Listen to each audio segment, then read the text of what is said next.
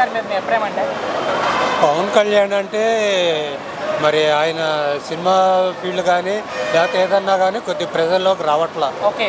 నాకు తెలిసినంత వరకు. ఎక్కువ మంది అదే కంప్లైంట్ చెప్తున్నారు, సినిమాలు చేసుకుంటూ తిరుగుతున్నారు అని కొంతమంది ఇలా మీలా చెప్తున్నారు.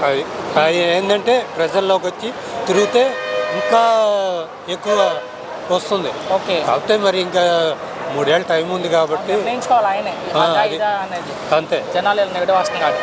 ఇప్పుడు డిప్యూటీ సీఎంగా ఉన్నారు, ఆయనకొంత ఒక 5 శాఖలు ఉన్నాయి. ఆ శాఖల పనితీరు ఎలా అనిపించింది మీకు ఆయనకి ఇచ్చిన పదవికి? అంటే ప్రస్తుతానికి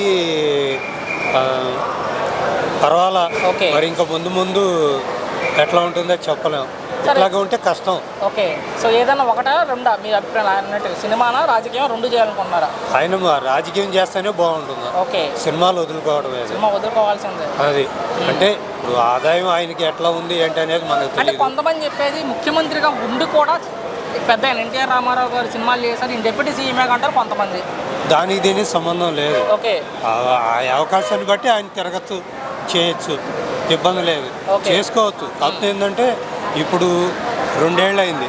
2 ఏళ్ళలో ఆయన సినిమాల మీద పాతి అన్నీ వదులుకొని చేస్తున్నాడు కానీ ప్రజల్లోకి రావాలి. సో ఆయన తిట్టే వాళ్ళకి ఏం చెప్తారు? పవన్ గారిని తిట్టే వాళ్ళకి, వ్యక్తిగతంగా తిట్టే వాళ్ళంటే అది సహజంగా ఉంటారు. అది అవన్నీ పట్టించుకోవాలి. పట్టించుకుంటే ఆయన ఏమి చేయలేడు.